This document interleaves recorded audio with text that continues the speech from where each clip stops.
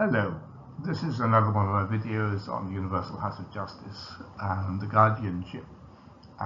It comes from an old book or manuscript of mine, The Universal House of Justice and the Baha'i World, 1963-73. As with almost all of the videos in this series, the primary source is the book Messages from the Universal House of Justice, 1963 to 1986. And you should look at that for the original messages. There's an article that I co-wrote with Moojan Momen a number of years ago on the Baha'i Faith, 1957 to 1988, which provides some context for this period. So, as I said in the previous two videos, the Universal House of Justice was first elected in 1963 and soon announced that it could find no way in which a second guardian to succeed Shakti Effendi could be appointed. But two facts remained to trouble the thinking of many Baha'is. Firstly, Abdul Baha had referred to a line of guardians, but the line had ended abruptly after the very first incumbent.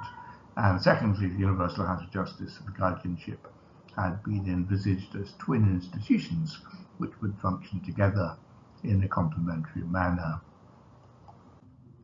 Responding to such uncertainties, the House composed three major letters on the issues involved, and we're now going to talk about the second of those letters, dated 27th of May 1966. For convenience, I've split this video into two bits, otherwise it would be rather long. So, the message of May 1966, the Guardianship and the Universal House of Justice. The House returned to questions relating to the Guardianship and its own functioning in this letter of 27th of May, addressed to an individual but widely circulated.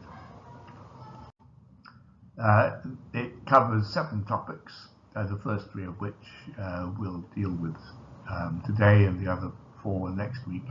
So, on Shakti Effendi not leaving a will, the infallibility of the House of Justice, the principle of inseparability, and then next week, faith and the limits of understanding, the role of individual interpretation, clinging to the covenant and to the Universal House of Justice, and the performance of necessary functions. On Shakti Effendi not leaving a will, Abdul Baha had given Shakti Effendi the authority to appoint a successor. Indeed, he'd made that such an appointment a duty, yet Shakti Effendi had not done so. Why? The statement which the hands had made in November 1957, after Shakti Effendi's unexpected demise, was correct.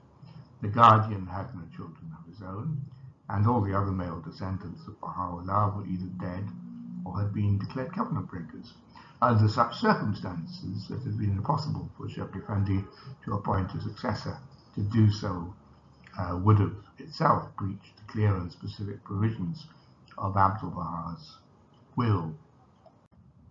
Again, Abdul Baha had given the hands of cause, the duty of confirming the appointments of the successive guardians, but after Shakti Effendi's death, they had been unanimous that he had neither appointed a successor nor left a will. The Baha'is should acknowledge that in Shakti's very silence there was a wisdom and a sign of his infallible guidance. It was not a matter of his failing to obey Baha'u'llah.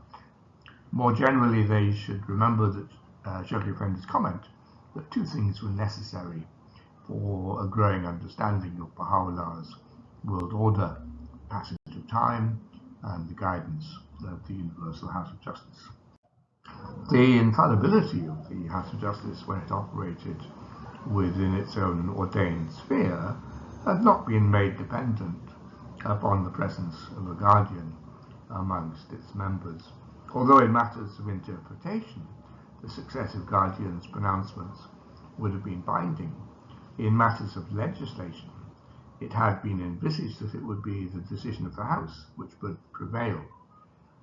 As Shakti Effendi had observed, it was the exclusive right and prerogative of the House to make the final decision on laws and ordinances which had not been laid down in Baha'u'llah's writings. In such matters, the role of the guardian would simply have been that of the head of the House of Justice. He could have asked the House to reconsider a decision which he himself considered wrong, but he would not have had the right either to legislate by himself or to override the decision of a majority of his fellow House members. Shawki Effendi had also written that the Guardians would have the right to define the sphere of the legislative action of the House. That is, to state whether or not a particular matter was already covered in the sacred texts, and therefore whether or not it was a matter that could be legislated upon by the House. Only a Guardian had the right to make such a ruling, no one else. In the absence of a Guardian, then, was the House in danger of straying outside its proper sphere of responsibility and thus falling into error. The House's response to this question was threefold. First, during his 36 years as Guardian, Shawki Effendi had already made an innumerable number of such definitions, supplementing those previously made by Baha'u'llah and Abdul-Baha. The House always made a careful study of all available texts prior to making any legislative decision. Second, the House itself, assured of divine guidance independently of the Guardians, was well aware of the absence of a Guardian and would therefore only approach making a legislative decision when it was sure that it was within its own clearly defined sphere of jurisdiction. And lastly, Shawki Effendi has stated that the two institutions could not and never would infringe upon each other's domains. As to the question of what role deductions from the Baha'i writings played in the House's functioning, Abdul-Baha had given the House the right of deduction from the texts, and thus enabled it to provide guidance in response to the changing conditions of society, as not everything had been ordained in Holy Writ, and the conditions of society varied by time and place. It would make decisions and establish inspired and spiritual laws through the inspiration and confirmation of the Holy Spirit. Moreover, Abdul-Baha promised that the House would be under the care and protection of God, and that it would not make any decisions which were merely the product of the concepts and opinions of its members. Again, Abdul-Baha contrasted the deductions made by the House from those made by Islamic scholars. These learned men had endeavored to adapt their religion to the changing circumstances of the time, but they had made conflicting deductions.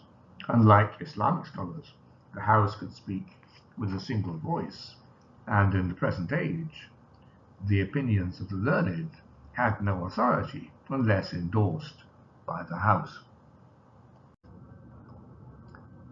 And finally, in this section, the principle of inseparability. As Shawki Effendi had repeatedly made clear, the House of Justice and Guardianship were inseparable institutions. This did not mean that they could not function independently, however.